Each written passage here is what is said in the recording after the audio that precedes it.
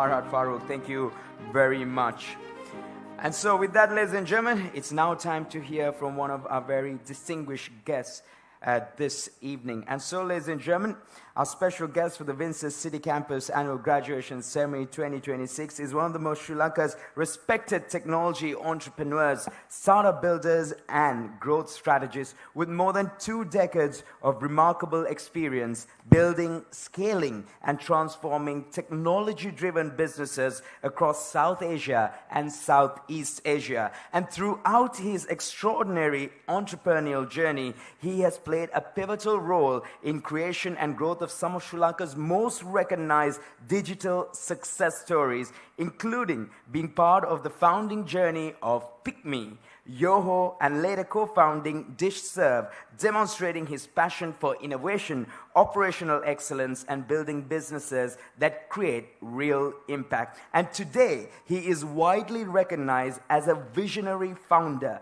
business operator, and a mentor and strategic leader who has successfully guided startups from concept to scale, from local success to international expansion. And his journey reflects the true spirit of entrepreneurship, embracing challenges, learning from failure, and innovating with courage, and creating opportunities that transform industries and communities. Now, his dedication, ladies and gentlemen, to innovation, leadership, youth empowerment, and building sustainable businesses makes him not only a successful entrepreneur, but also an inspiring role model for the next generation of leaders, innovators, and change makers. And this evening, we're truly privileged to have him with us to celebrate this important milestone with our graduates, parents, academic leaders, and the entire WinSYS family. Ladies and gentlemen, please put your hands together for our distinguished special guest, Mr. Fathhi Mohamed.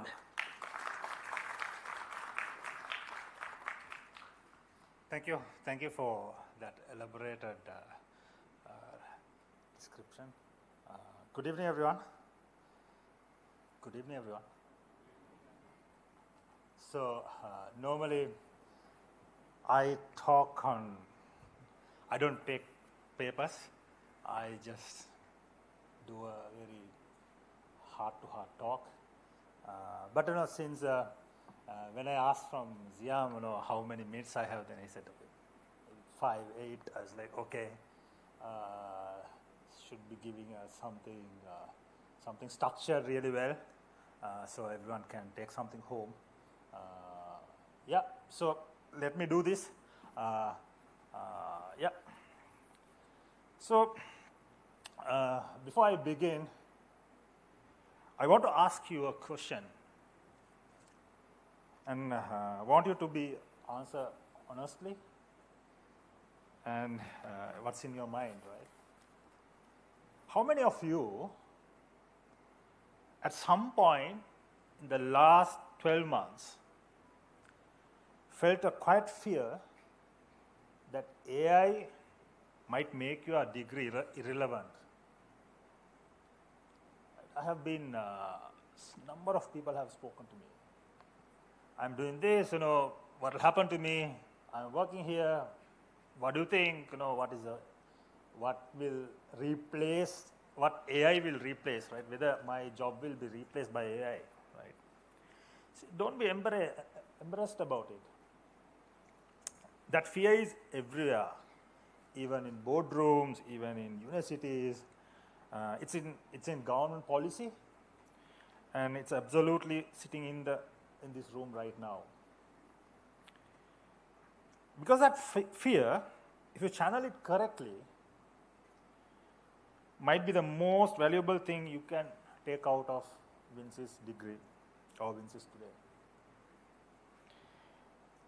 Let me be direct with you about AI, not to comfort you and also not to alarm you, but give you the truth that most speakers won't say from a podium. AI is extraordinary. It writes codes, it analyzes vulnerabilities, it processes data at a speed no human can match. It will automate tasks that entire department used to perform. That is not speculation. That's already happening. But here is what AI cannot do. AI cannot walk into a family-owned manufacturing business in Colombo, sit around from a founder who built that company over 30 years, understand the unspoken power dynamics in the room, read the fear behind his confidence, and then begin a system that the people inside that organization will actually follow. AI cannot understand why a distribution network that works perfectly in Singapore breaks completely in Dhaka, not because of logistics, but because of trust, relationship, and how decisions are made in that culture. AI cannot feel the weight of a payroll cycle when cash is tight. It cannot make a judgment call when the data says one thing and you are instinct, but built from years of operation in the market. Say something else entirely.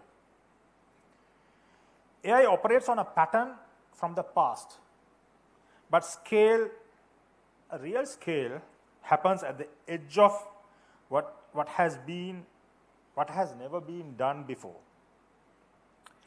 That is where you come in. Actually, that's where you come in. What WinSYS has done, whether you really realize it or not, it's trained you to think in systems. You understand networks. You understand how nodes connect, how data flows, how a single misconfiguration can bring an entire architecture down. You understand that security is not a product. It is a discipline built into every layer of the system. That mental model is not just technical. It is the exact mental model required to build a scalable business. Because a business is a system, it has inputs, processes, outputs, and dependencies. It has vulnerabilities, it has latency, decision latency, communication latency, trust latency, and just like a network, it only performs at the level its weakest node.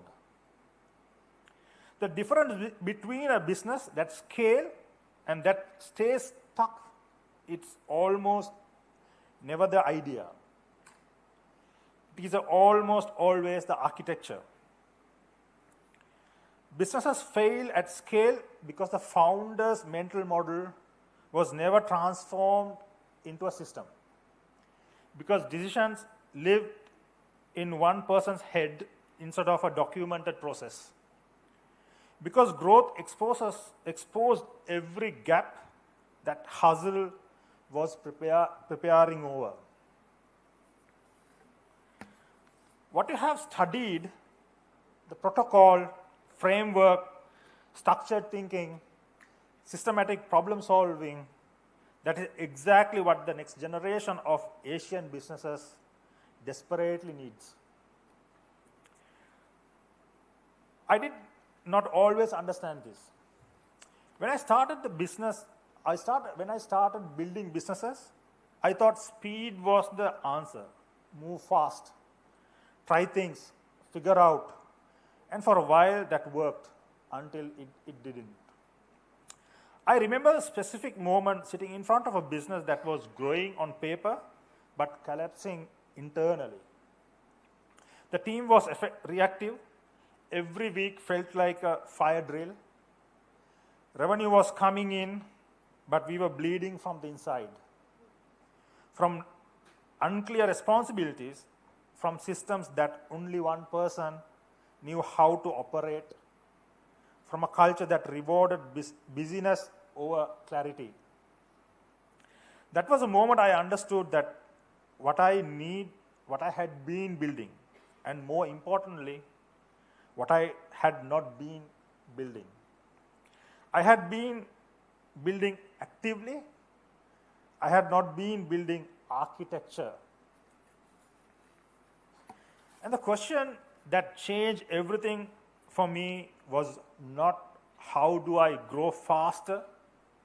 The question was, if I stepped away from this business for 60 days, what would happen? The honest answer was, it was falling apart. That is not a business, that is a dependency. And no amount of revenue changes that fact. Everything I had built since then, every framework, every operating model, every approach to scaling has been rooted in one belief. The system must work without you. That is the architecture of scale. Now, let me bring this back to AI, because I want to close the loop on that fear. AI is a powerful executor, but an executor needs an architect. When a contractor builds a building, they follow a blueprint. AI is the most powerful contractor that has ever existed. It can execute faster, cheaper, and with less error than any team you will ever hire. But someone has to design the blueprint. Someone has to decide that the building is for. Someone has to decide what the building is for. Someone has to understand the terrains it sits on, the people who will inhabit it, the regulatory environment around it, and the culture context that determines whether it will actually be used. That someone in the system thinker with human judgment.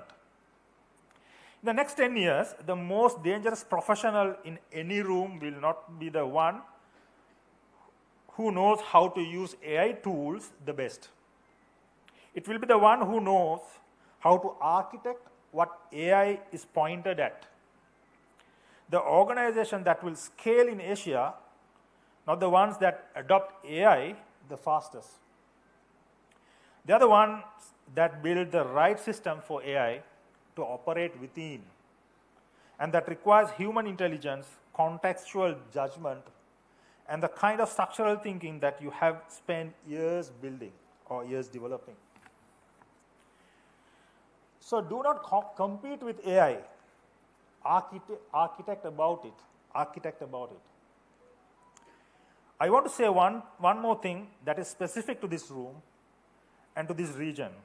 We are in Asia, and Asia is not Silicon Valley. The rules are different here. In Asian markets, trust is infrastructure. Relationships are assets on a balance sheet that never appeared in the spreadsheets. Timing is everything. And timing is culture.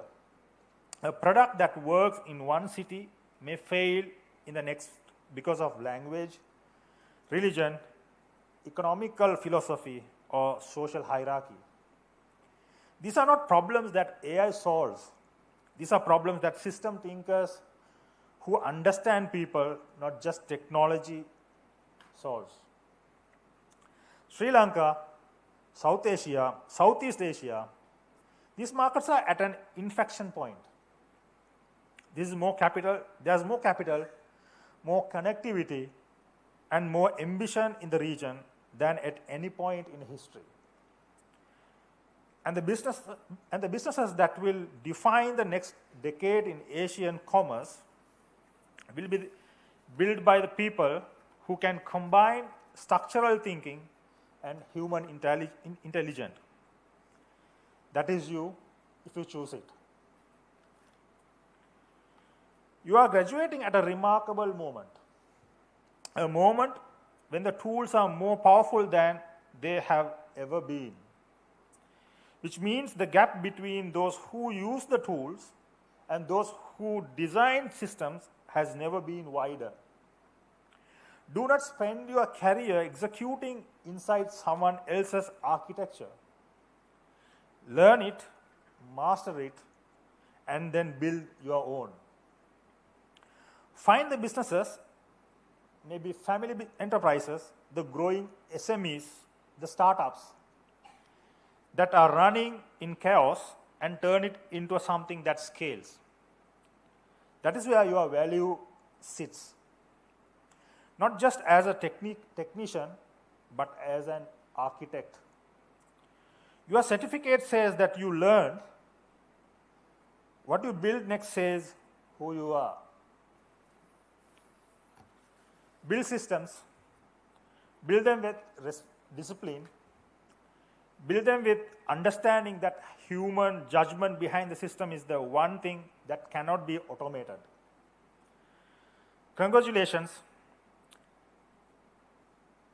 graduates of WinSYS City Campus 2026. The world does not need more people who can operate inside the systems. It needs people who can build them. Go build. Thank you.